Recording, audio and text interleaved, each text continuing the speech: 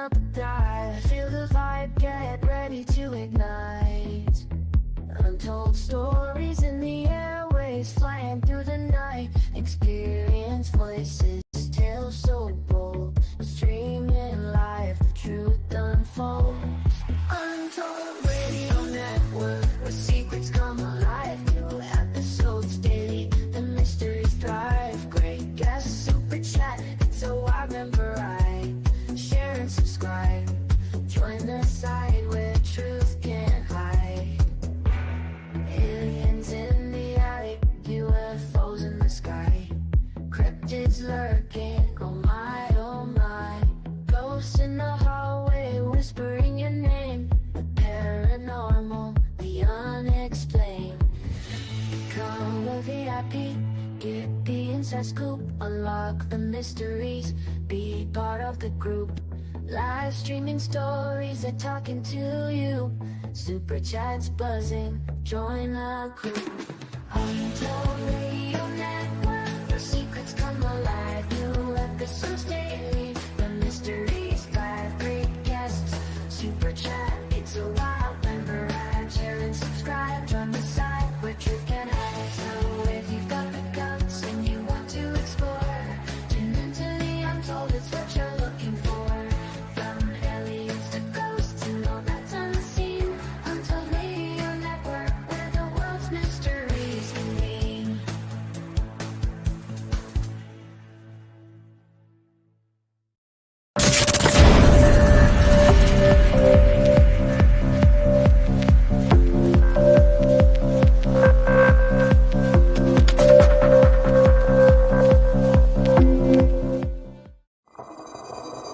The paranormal, UFOs, monsters, mysteries. You're listening to Talking Weird. And now, from a cabin deep in the Northwoods, your host, Dr. Dean Bertram.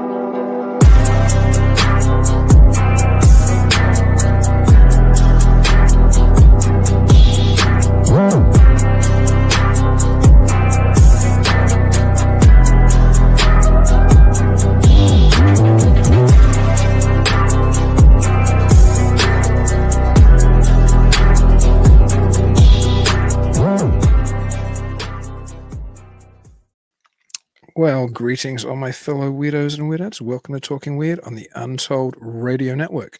I'm your host, Dean Bertram, and as always, I'm delighted that you're joining me, whether it's live tonight when the show goes out on YouTube and X and Facebook, or whether you're watching the show where it's archived on all of those sites afterwards, or listening to us after the fact on many of the podcast platforms, really all podcast platforms. The audio-only version goes out on. Anyway, greetings. It's great to have you here. Spring has truly sprung, I think, now in the Northwoods. My daughter and I today were preparing to plant flowers, which is lovely, and you really value the time with your children when you can do things like that. Tonight, though, we're going to be talking about something far darker, perhaps the other side of those beautiful things in life. And I have a guest who knows an awful lot about our subject, and I'm very happy to have her back. She's been on the show a number of times. She's studied history, art, folklore, and culture most of her life as a passionate hobby. Academically, she studied World Wars I and II, Russian history, and Western civilization, and has a degree in graphic design. She began podcasting in 2017 on several shows she created as a hobby, including the Secret Door and Deprogrammed Podcast. She founded GenX News after a year hiatus away from podcasting. It's a great show. I was on it the other day. It was fantastic. You should check it out and listen to it. And on that show, she discusses conspiracy theory, culture, and the human soul. And she's interviewed guests from all over the world, including many featured on television shows you would know, like on History Channel and Travel Channel and A&E and the like. Top show anyway. Check out GenX News. At any rate, I am delighted to welcome back to Talking Weird, Melissa Dawn. Hello there. Thanks for having me on. So good to have you back. I always love getting to chat to you. It's great to be here. And it's, this is a topic that I talk about every once in a while. People invite me on. And it is a dark topic. You're right. So I usually talk about it and then I have to leave it for a little while and brighten up and go do gardening. So just so everybody knows, I'm not totally obsessed with this stuff, but I do know, it's just something that fell in my lap to research. It's Yeah, it's a terrifying story. So for those of you who haven't read the show notes or looked at the title of the show tonight, we're going to be talking about Jim Jones and Jonestown, which is just one of the most horrible events in modern history. And as we were talking about a little bit before the show, there's a very standard version of what happened there, but it might be far more complicated than what the general consensus media and history has told us. But maybe we can start with Jim Jones, because maybe not all of our listeners today are aware of who Jones was. If you want to jump in and talk about him, that would be great. Yeah, sure. I mean, Jim was born in 1931, so he was like a war baby. He would have been like a young boy during World War II. He was born in Crete, Indiana, and I believe he had a father who had been in World War I and was disabled. It's like some kind of chemical exposure in World War I. So his father was an alcoholic. His mother was Cherokee Indian, and she was the sole financial provider of the family. And they actually lived in poverty in Crete, Indiana. And he was always awkward, perceived as an outsider. He didn't get a lot of attention. He didn't get a lot of affection. So he was usually taking care of himself. And he just, when he was really young, started to become obsessed with death and funerals, and would perform little funerals for people's pets. He really started off like a little preacher boy. He would preach even when he was young. He's apparently a very hypnotic speaker as a child. He would speak at churches and Black churches. He liked to preach to minorities even when he was a little boy. A little bit strange. He would have been, like I said, a young boy at the time of World War II, and he would listen to Hitler speeches. And I'm not promoting that kind of stuff, but a lot of, Hitler was on Time magazine. It was a thing that you did. So not at the time, not everybody knew the horrendous situation that was going to come out of World War II, but he was, started off very young with this really strange hypnotic personality to engage with people and obsessed with death. So it was always there right from the time he was really little. And it's really strange. It's strange to think. I didn't know that he'd listened to Hitler, but perhaps he was developing, as you hinted at then, this kind of, attempt to have this charismatic, controlling persona, which we certainly know at the later stages in his life. Yeah. And you see that with a lot of, he's not a serial killer, but there's some serious stuff going on there that's similar. And you see that major, psychotics, usually when they're really young, they develop.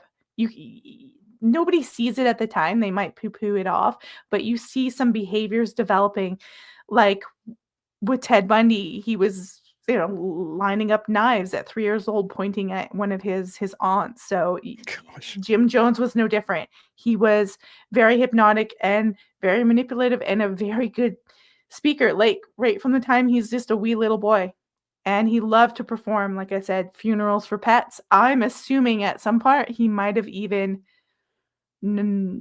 knock those pets off to perform a funeral. That's not funny. It's awkward, but as you know, that's serial killer behavior as well. That's classical. If you're going to murder people later in life, often it starts with pet killing, right? Yeah. I mean, whatever you can control. I mean, as a child, you would probably, because if you're getting fascinated with death as a child, usually children are scared of that concept. So if you're fascinated by it, there's something different going on there in your mind. Gosh, and maybe let's jump a little further forward as well to when he starts preaching, because I think originally he's like a what's the term for the type of preacher who's like the charismatic type? Like isn't he at one stage like laying on hands and healing people, and he's that kind of preacher? He was like, I think he originally attended like a Methodist church. And he was like a student pastor in the 50s. He was also attending USA Communist Party meetings. And he was like Tabernacle Church and things like that. So it was very involved with minorities. He liked to attend churches that Black Americans were attending. He felt very connected with them because he felt like he was on the fringes of society all his life. And he just identified with that kind of, like a Southern Baptist or a Southern Methodist sort of thing. People who were on the fringe of society that he felt he had to lead them to something better, I guess. I read somewhere his father was a KKK member. Do you know if that's true, or is that just an apocryphal story? Or not that I'm aware of. I mean, he might have been, but I'm not aware of it. I know his father was an alcoholic who fought in World War I. I'd have to look that up a little bit depth, but I never read anything about his father being in the KKK. Many of my weird versions of what I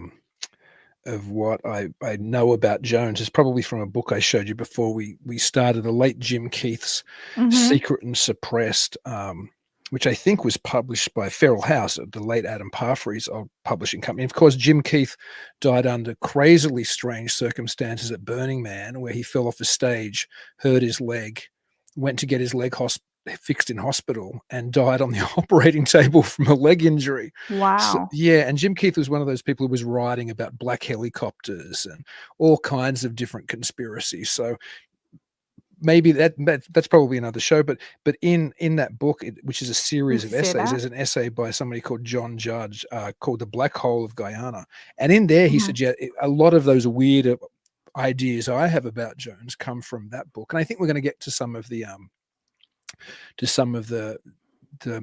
potential intelligence agency connections. But I also, in that book, it also talks about apparently there were scandals long before then, like eventually drug use and abuse and things like that. But even earlier, he was meant to be like a flim-flam man almost. And he was laying on hands, and he was one of those people, supposedly, according to that book, and it has sources, but I mean, I didn't follow up on the sources, that he would do that type of faith healing that you often see I watched a documentary, it might have been Indonesia or something like that, I can't remember, it was somewhere in Asia, where they would pretend to pull tumors out of you, but they would have chicken guts hidden in like prosthetics in their hands and things, and they would pull out like a chicken liver or something and pretend it was a tumor. Supposedly Jim Jones used to do that as well. I don't know if that's true. I mean, I can go into depth about that, but he actually learned a lot of that stuff like long before he became that exuberant, enigmatic preacher guy who was doing that, because he started doing that stuff big time when he was in San Francisco. He starts off in Indiana, in Crete, Indiana, right? And he does start the People's Temple, I think like 52, something like that. But he's attending these communist meetings, and one of the ways that he gets members is he goes door to door selling monkeys. And I remember thinking, I didn't think anything of it now, but then I was like, how did he get the monkeys? Like, where are you getting monkeys from? Obviously, probably South America. And it's then, right around then, that you realize that he's going down to South America. He was attending communist meetings, and he's going down to South America. So by like 1962, he actually moves to South America. And when he's there in South America, he starts doing these, and they're everyone's pretty sure he's already CIA bound right from that. Like he's in with the CIA. He's, whether or not they met him before his communist meetings or during communist meetings, because these CIA, these type of intelligence, FBI, they actually go to a lot of these types of meetings. They scout people out. They'll scout people out at book meetings. They have all weird places where they go to get people. Like they could go to your vegan club knitting party. I'm not even kidding. They did weird things during 9/11, targeting different groups. But so he's down there in Brazil, and that's where he starts learning weird, how should I call it, voodoo mind control techniques, illusionist stuff, Christian MKULTRA, a hybrid, weird, strange hoodoo stuff, and participating in mind control rituals. And then when he comes back, and the reason he takes off, he's poor, by the way, he has no money, but he's living in this nice house in South America. I believe he's in Brazil. Yeah, actually. He was in Brazil, that's right. And the Brazilian newspaper starts reporting that he's a CIA agent, and he just ups and leaves and comes back. And then it's when he gets back that he really starts the mojo of Jim Jones. And you're right, he does all those kind of strange healings. But of course, as you know, he learned how to be not just hoodoo, but he learned illusionist stuff while he was in Brazil. So all the techniques that he's doing is an illusionist. Like, for one example, they would take a girl and they would basically drug her, knock her out, and then while she was unconscious, they would put a cast on her leg. And then when she came to, they would tell her, you passed out and you broke your leg, and we had medical attention and all the stuff done for you, and they put a cast on your leg, and she wouldn't know because had been drugged out. She would just take Jim Jones' word for it, right? So then they would bring her into the church, and he would do his big ritual and saying he was going to faith heal her, Good right? In grief. front of all his cult followers. By this time, he's love bombed them. He's got them in there. They've probably given up all their lives. Before he moved to San Francisco and did that, by the way, I'll come back. I'll finish this story. But he brings her to, and he says, I'm going to do this faith healing. Now let's cut the cast off. Now run down the aisle. And of course, she runs and she can walk because she never had a broken leg to begin with. But like I'm saying, even before he gets them there, this is in San Francisco, this happened. What he does is he does what all cult leaders does, is that creates a fear, and us versus them. He convinces all of his followers that there's Nazis and there's fascists out there trying to get them. And there was vandalism and swastikas and stuff left on their church. And he's like, we got to go. We got to move up. And I'm sure he's CIA involved at this time. So he convinces them all. Not only do they give up all their finances, their money, their independence, everything to him so he can take care of them, he convinces them to leave Indiana because they're being threatened by all these white supremacists, which didn't exist, and move to San Francisco. My guess is Jim Jones perpetuated and did all the vandalism himself to terrify his followers that they were being targeted by some spooky other. So you create an other outside, and then when you have everyone under your control, you pit each other inside against each other and get them to report each other in for more control within the group. Well, yeah, I think I read somewhere, probably in the book I just showed. I think he read he used to tell his followers that it was a majority black congregation. He would talk about the KKK were after them, the neo-Nazis or the Nazis were after them, American vigilantes were after them. Then finally, obviously, the US government are after them. So there were always boogeymen, these external boogeymen threatening his organization. So you're absolutely right. That seems to be the modus operandi. That seems to be how he ran that kind of fear-based, loyalty program. And I'm sure he learned those tactics, and were trained in when he's doing stuff like with the CIA. And a lot of people are like, well, you don't have proof. Well, when we get to Jonestown along the way, trust me, there's tons of evidence that they were involved there. Tons.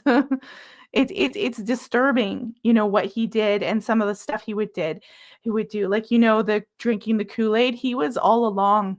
Even raiding California, he was testing them out and doing these things called white nights, where he would trick them and give them a bunch of punch and tell them, oh, it's poison. And they would freak out and start screaming and crying. And then he'd say, oh, I'm just kidding. It's not. I was just testing you to see how loyal you were. And he was doing this kind of thing because he's testing his followers. He's trying to weed out the strong ones who are going to question him and keep the weak ones who are going to stay. So when you do something that abusive, the people who hang around, you can get away with a lot with them. So he does these things, messing with their heads all along. And it's like a premonition to what's going to happen in the future. And I'm sure he's learned, like I said, I'm sure he's learning and knows these techniques because he's been trained to know them. Yeah, it's even at that level, it's terrifying. And aren't there early scandals of him like abusing followers and drug abuse and these type of things when he's in San Francisco, long before he moves to Guyana? Yeah, there was sexual abuse. Sorry, it's there was him he would separate the men from their wives, convince the men they were gay. He was having sex with both partners, Gosh, messing up their head about their sexual orientation. goodness gracious. He was electric shocking children. He would have each other report on each other, and if someone questioned him, he'd have the other members beat them up. He was starving people. They gave all their money, everything to him. Some of these people, like it was 70%, at least minimal 70 to 75% Black members. And we're not talking poor. Like some of these people were business people. They were successful Black members of their community. And for whatever reason, they just were seduced by him and they just gave everything to him. And he would, work them so much that they didn't have any energy. You control them that way, control their time, then you control their food so they're so weak. So there's a whole bunch of different ways that he's getting people to abuse each other. He's abusing them and he's getting them to abuse each other on his behalf. I think too, when he was in San Francisco, hadn't he done a favor with his church helping a mayor get elected or something? And then as a result, he got some kind of Yes. kickback, or he had some position in the Mayor government. Moscone. Mayor Moscone, he helped him win the election in San Francisco. And I mean, it was very unusual numbers. It was like literally it was like a 12-1, like just unusual that the mayor would have that high of numbers. It was suspicion. And Jones received a position as a chairman of San Francisco Housing Authority Commission after Moscone won. He was also in with the Carters.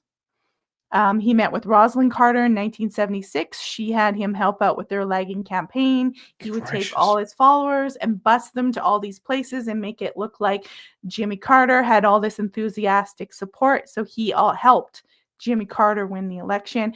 Now, I'm going to be honest, at this time, they didn't know. I don't know how much they knew about him or what he was about, but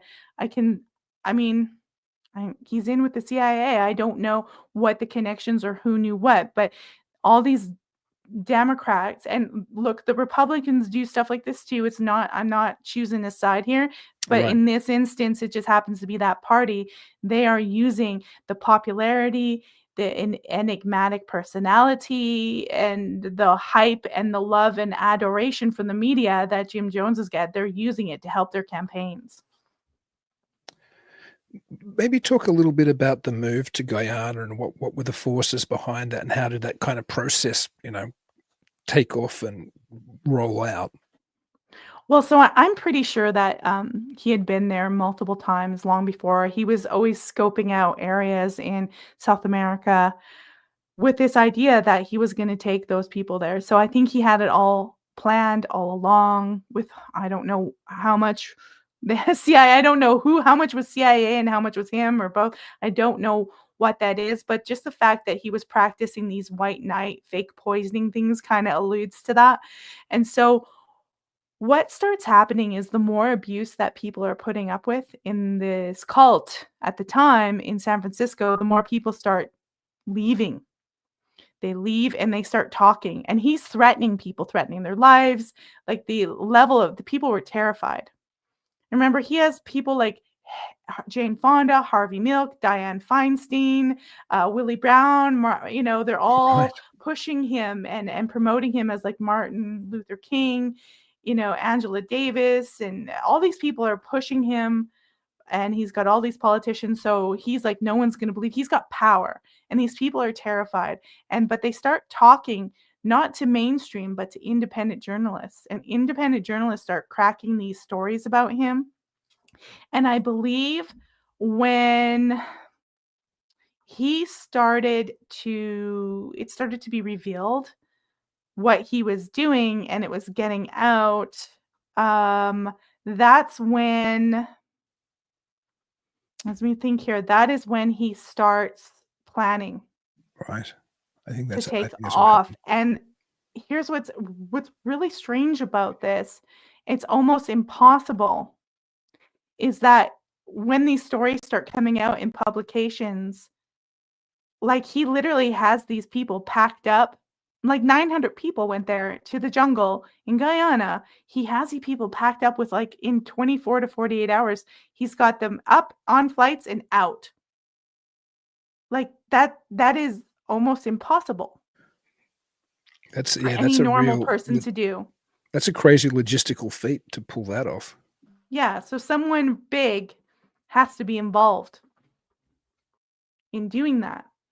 And what a lot of people don't realize about Jonestown, where Jonestown is situated, and I want to get this right, is Jonestown, that site was previously the site of the Shalom Project, which was a CIA program to train Black mercenary for warfare in Angola. Wow. So the CIA already owned that area. That's why we know they're involved, and that they're involved in getting all these people there somehow, because it had been used for something else.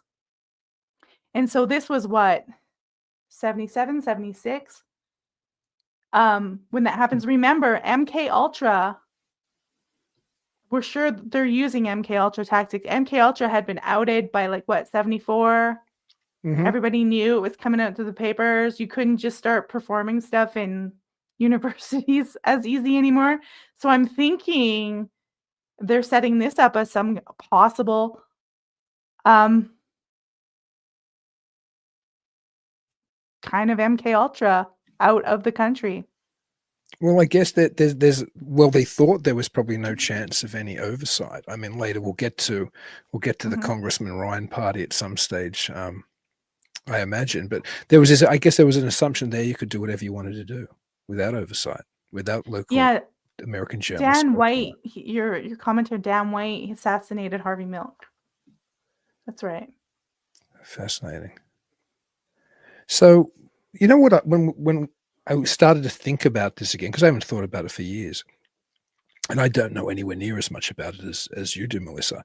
But there are things which remind me about the Kennedy assassination, particularly Lee Harvey Oswald, like this person who had also been involved with right-wing personalities, which Jim Jones had been. He had friends who were like Birches. He had friends who were Republicans. He seemed to at one stage be more on the right before he drifted to the left, much like Lee Harvey Oswald. And then he's a communist, which kind of, explains in a way to, and don't get me, as everybody knows, I'm anything but a communist, but it kind of can be used as a cover. It's just a crazy communist. A crazy communist shot Kennedy. A crazy communist took all these people to Guyana. So there's that kind of ring of, I don't know, there's something that it seems similar to me. Well, he could be the fall man. Like they could plan all this stuff. He's the front man, and he can take the rap, and they can create this narrative, which is, eventually what they do. But I mean, all of first Jones preaches very Jesus, very Christian sort of notions, and then he literally starts switching it where Jesus is bad, communism is good, Christians hate communists, and he starts switching it to him to replace Jesus. Like that's literally what he does, which is total cult leader psychopathic stuff. And he has who was the guy that he was following? There was a leader, and I can't remember his name. I'll find it in 1 second. Jones was following. He based it off of this fellow. Yeah, he's trying to say that, he's Jesus, he's Gandhi, he's the reincarnation of Buddha. Father Divine. That's what his name was. Right. That's right. He was huge into Father Divine. I don't know if he met him, but he was highly influenced by him. And was Father Divine influential within minority communities as well? I'm trying to remember Father Divine's background. Yeah, Father Divine's the one who specifically instructed him to find the enemy within the group to control everybody. And I'm sure that Father Divine was running a cult. Gosh. Yeah, very strange behavior. And remember, Jim Jones is the first one to coin the term rainbow family. I'm sure the CIA would have helped him dream up that title. So he was adopting children from all over the rainbow. So you see these repeated concepts And of course, let's not forget that he went before he goes to Guyana. He's in San Francisco, and where was the CIA's headquarters? San Francisco. So there's a lot of coincidences going on here. A lot of coincidences, and a lot of people are just won over by him, but the mask starts to fall, and you do start to see heavy drug use. You start seeing Jim Jones, in the 50s, he looks like 50s, nice haircut, like he's well-to-do. By the time you're getting to the 70s, he looks like Elvis on crack. He's got the big glasses. He's like, and he's wearing those glasses, and everybody's like, yeah, he's hip and he's rolling. He's like the 70s, but he's just trying to cover his eyes because he's probably using a lot of substances. And this is also too when he starts getting like really erratic and really, the abuse just ramps up. And drugs are all part of a cult, and it's all part of mind control and controlling. I think a lot of this stuff with the sexual revolution and a lot of the drug use was pushed into the culture by the CIA big time. Do you think that Jones himself, and we'll get more to some of the connections in a minute, but if Jones was a CIA asset, do you think he himself was maybe the victim of a type of mind control if he's all doped up and drugged up? And I mean, these things might indicate that he could have been. Sure. Yeah, there's no reason why he wouldn't be, although he's established himself as the power. Everybody looks up to him, but look, being a cult leader, I know it sounds like they're the abusive one than they are against their followers, but you have to show up every day and do, whether you want to, you have to show up for all your followers and do all that stuff and do all that work. I'm sure he is like a trained actor. I'm sure they honed his skill that they saw that he had and that they used him, and he wasn't aware of all of the information that they were going to act out. I'm sure he didn't know everything because they would never tell you everything, would they? They would compartmentalize some of that information. So I'm sure he saw himself as this great leader, but he might not have been aware of the manipulation and how he's being used by the CIA for whatever project. I'm jumping the gun a little, no pun intended, although there is a pun there. When Jones is found dead, there's this assumption that he shot himself in the head, that he committed suicide. But supposedly the gun was found some distance from him. I mean, is it? And when I was listening to the death tape, which people can find on, not that I'd recommend listening to it because it's super depressing, but the final recording that Jones is making while he's encouraging his cult or his followers to commit suicide. And there's a line in there where he says, I'll take the blame. I don't mind if they get me, but I want you to be gone first. Like, it sounds like Jones isn't planning on killing himself for a moment in that thing. Mm-hmm. So I wonder if Jones thought he was going to, maybe that's another reason it reminds me of Oswald Apatio. I wonder if Jones thought he was going to walk away, but somebody was there and just made sure that didn't happen. Nobody really knows if Jones shot himself or not. Like, nobody knows who killed him. They assume he killed himself, but they don't really know. And he could very well have been shot because there was this idea that he was planning to escape to Cuba. Whether that's true or not, I don't know. But there was a CIA agent with him named Richard Dwyer that was in the compound, and I can go into depth later about the whole process. And if you listen to some of the recordings, you can hear him say Dwyer, Dwyer. And this is after, okay, for people who don't know, we are jumping the gun ahead of the narrative because you've got him. He escapes to Guyana, right? He's got all the people in Jonestown. The news media are coming in there, and he's showing them the nice version where everything's good, and it's not good. And the victims that escape from Jonestown and that are former victims go to Leo Ryan. He's a congressman from California. He's a really good man. He's as good as you get. And Jackie Spears was an assistant or something like that. She's now into politics herself. And he starts to question this. And here's what you have to know why Leo Ryan's important, because he was a thorn in the CIA's side. He was passing bills. I'll find out what that bill's name is. I'll look at my notes here. I can never remember. But he was passing bills that would make it hard for the CIA to do their stuff in secret. He wanted transparency, and he wanted them to be reporting to Congress. He did not like all this secret stuff from the CIA. And so the CIA did not like Leo Ryan, and he gets involved because people go to him as a congressman, and eventually he wants to go and see what's happening there for himself because he's really skeptical. Maybe he knew that land, he might have known what it had been in the past. I'm not sure what information he had, but like I told you, the CIA had been using that land before. So he doesn't have a good relations with him, so they are not this would work in their favor. What happened would work in their favor many times over to make it look like a cult accident. So let's talk about that. So Ryan goes into Jonestown on a fact-finding mission, and you tell the story of what happens when he goes there. Yeah. So when he goes down, this is in 77, he starts becoming interested. In April of 78, the relatives start distributing packets all around.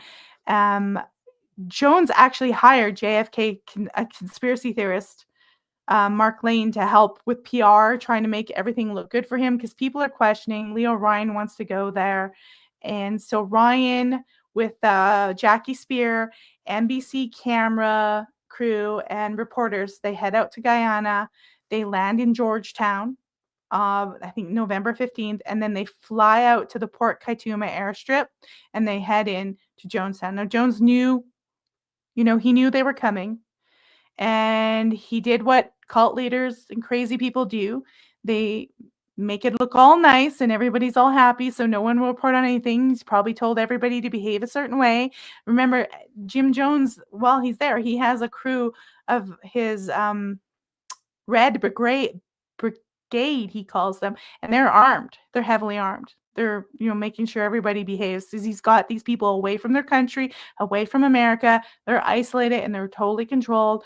So this congressman comes in, and slowly the mask starts to slip. They're trying to pretend, and people start slipping the news reporters and the congressman notes saying they want to leave, and they were confronted. And Jones says, yeah, they're allowed to leave. But one of the guys, I think, stabs the congressman that night, and they kind of apprehend him, and they let Ryan leave and go back to the Port Kaituma airstrip. And Jones is kind of freaking out because people are starting to leave. People are starting to cry for help. They want to go. So he sends his Red Brigade down to gun them down. So once Leo Ryan gets to the airstrip with the NBC camera crew and Jackie Spear, the Red Brigade show up and gun them all down. But what a lot of people don't know is that our lovely CIA agent that I mentioned before, Dwyer, is on camera. I think one of the NBC camera crews catches him. He's going with them back to that airstrip. And he literally departs and takes off as these Red Brigade come to shoot them. And he doesn't get shot. He takes off. And I think he goes back to Jonestown. And it's like really crazy and suspicious. Leo Ryan is murdered. The NBC camera crew is. Jackie Spear plays dead. She's I think one of the only ones, and maybe one other person survives because they have a few people from the Jonestown camp with them. And so what never gets mentioned to anyone is that Dwyer guy, who is a CIA agent, was there with them at that airstrip, and then he just disappears, and he makes it back. And then you go back, and if you listen to those tapes, that's when Jim Jones starts doing the Kool-Aid stuff. But most people were injected and forced. That's it what I was heard not too. Mass suicide. It's murder. And they were either that or they were shot and murdered. This is really horrible. He had the parents inject or get their kids to drink this solution first, so they died. So then once your children, you've done that, you want to die. Like, it's done. It's over. Like, It's making me upset to even talk about it. It's terrifying. But he's heard on those tapes calling out Dwyer specifically and talking to him. And like you said, he's saying things like, I'll take the rap. I'll take the rap. But I think he doesn't realize that there's already an alternate plan, because they've got Lee O'Ryan. He's gone. CIA doesn't have to worry about him anymore. I suppose maybe they didn't think Jackie Spear was alive. The NBC crew is dead. Dead men tell no tales, apparently. And it just gets stranger after that. And this Dwyer guy, I mean, you've got to be a psychopath to pull all this stuff out and do that.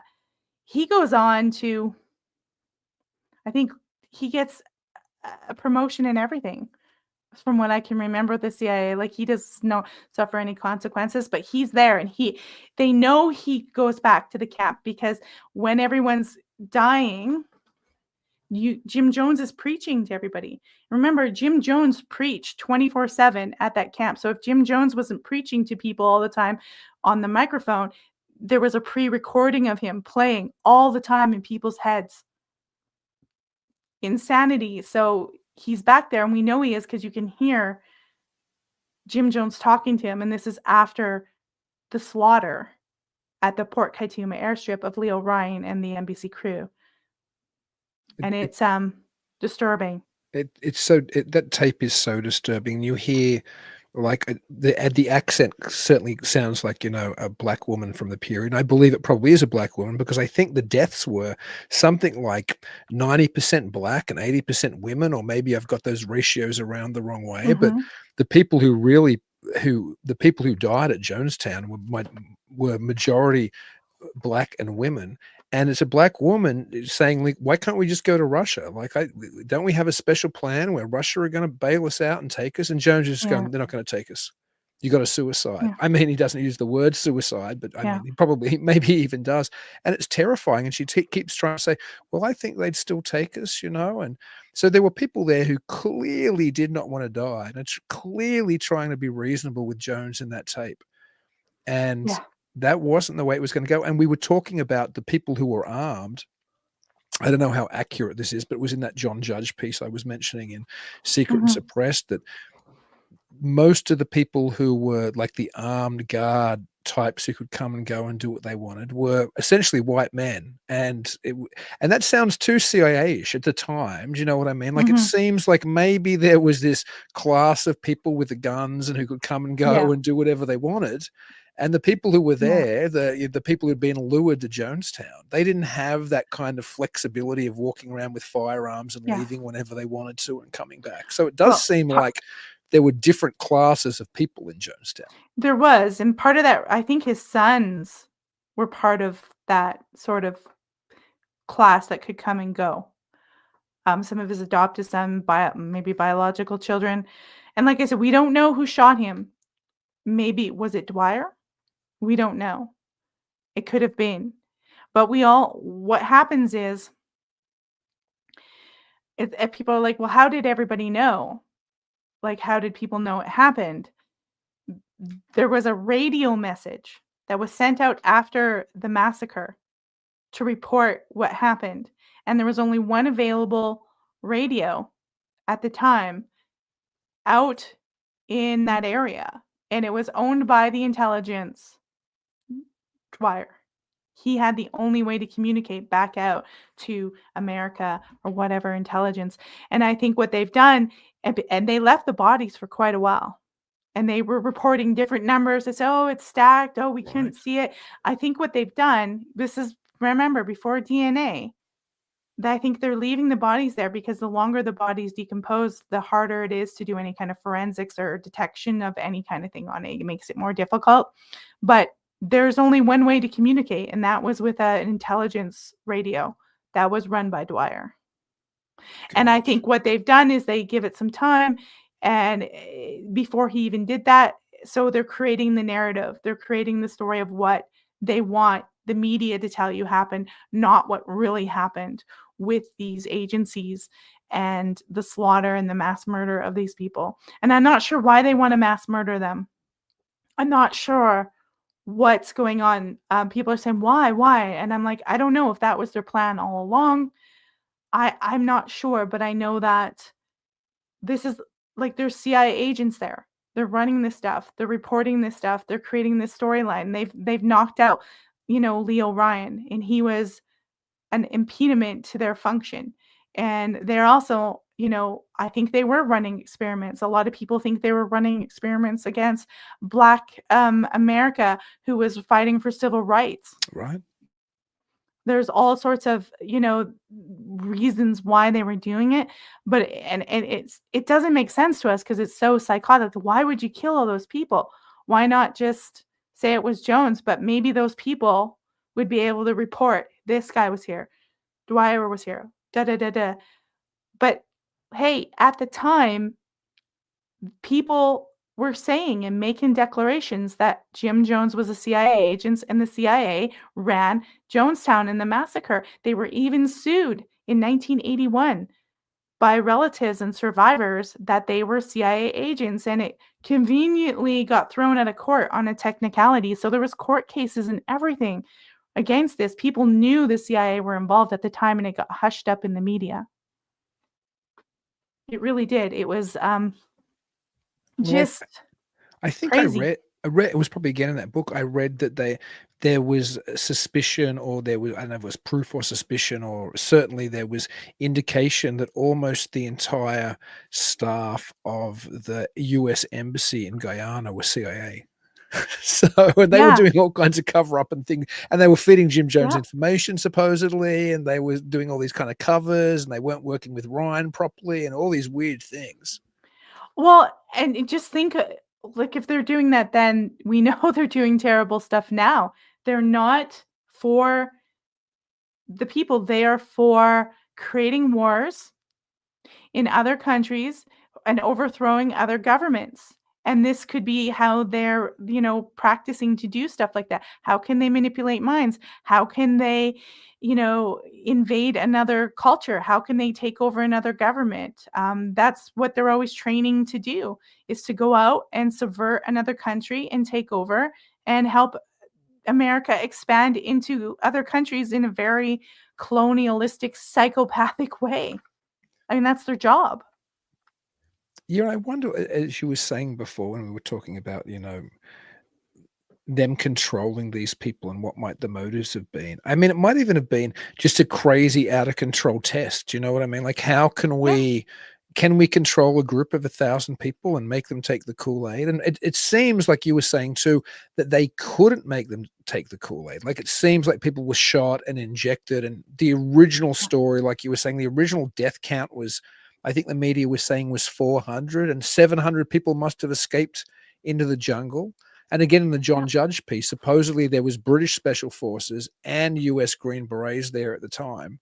So the implication is, did people escape, and were they then dragged back and shot and lined up in those kind of, those body lines that we've seen in the photos? There are some people who escaped into the jungle and had to, like, for a week go through the jungle. Like, by a miracle, they survived and they got out. But I mean, look at it. Look at MKUltra. Look at all the stuff that's happening in America from World War II on. We know Nazis have been praying over with Project Paperclip, and a lot of this stuff, the medication, the drugs that are used. You don't look. There's pictures, like, of all the drugs that were there. How do you get those drugs? Who gives that to you? In prescription bottles, stacks and stacks of it. Big pharma. We know that a lot of this stuff they do and reminds you of, like, stuff that you hear about concentration camps in Germany. Like, it's crazy. Right. And so I think this is I think a lot of people that are in some of these agencies too have learned from the past, because we bring people over as scientists and everything. I think it's just contaminating everything that America does and did, and they became like the monster that they say they want to defeat. And, you see all these experiments. There could be not just one reason. They could be multiple different reasons why they're doing this. But we know, look, they just didn't plan this at the end. They've been planning to get these people there all along slowly. The evidence are really there that Jim Jones is scouting out places. He's, manipulating his followers slowly. ever more slowly into isolation till he's got them out of their country. So there's no way it's a one-off plan.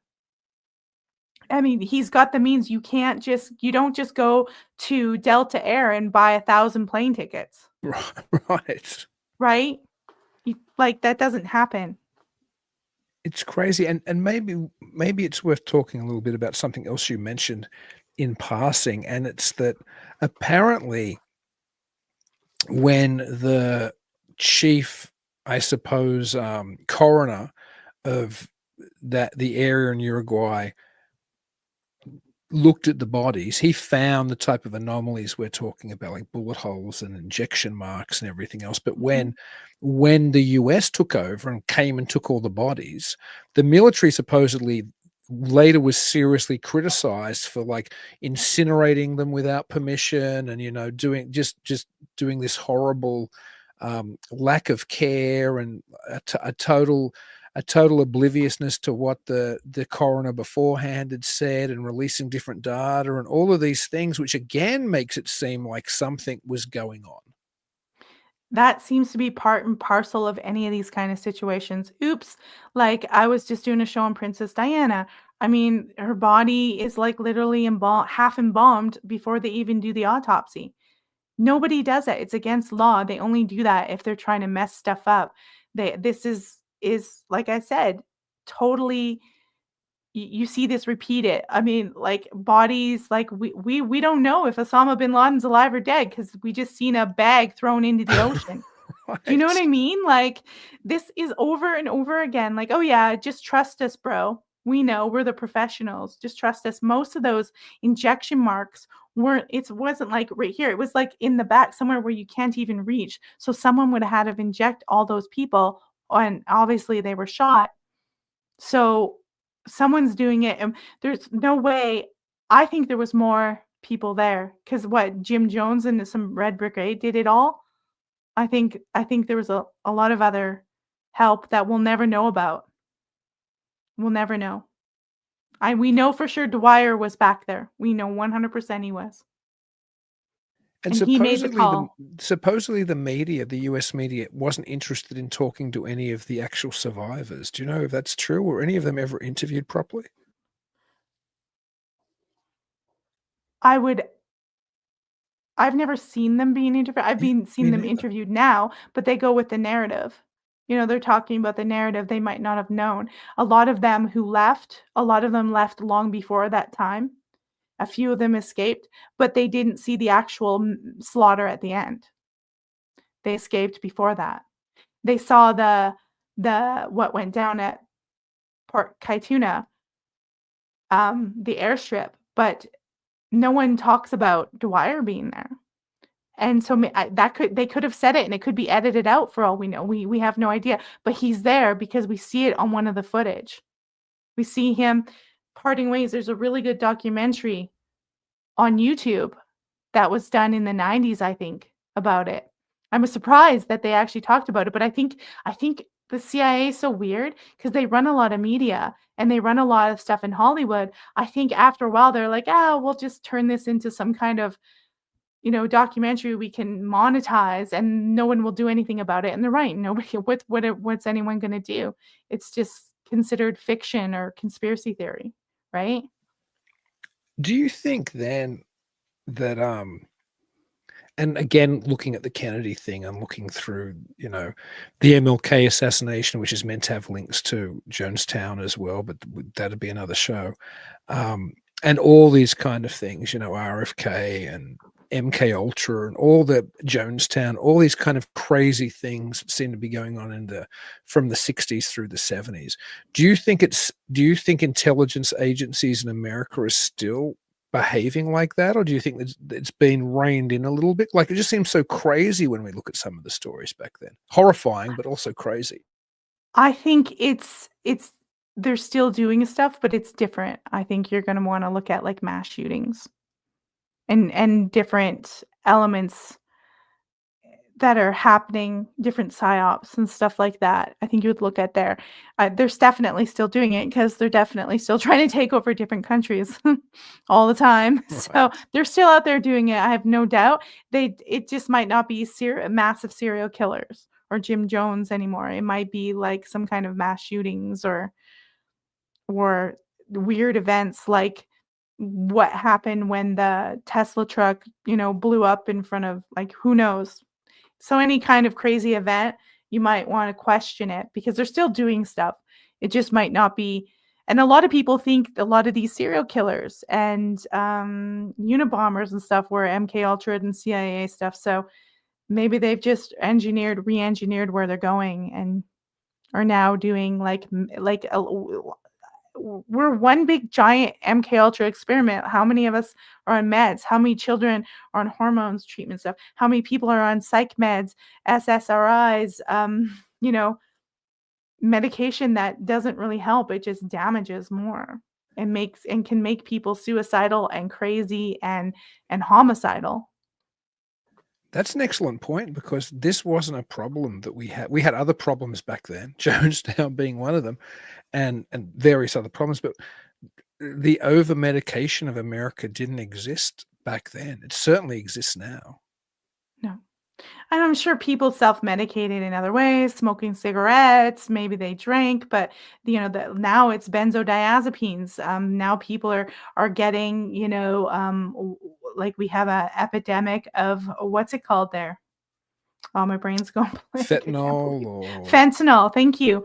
There's other stuff, and it's even more dangerous. Everything just seems to get more dangerous and more deadlier as we go along in this drug. And so people are waking up. But there's still lots of people out there. They're just like, I trust my doctor. Give me a prescription. Give me a pill. Give me a pill. Give me a pill.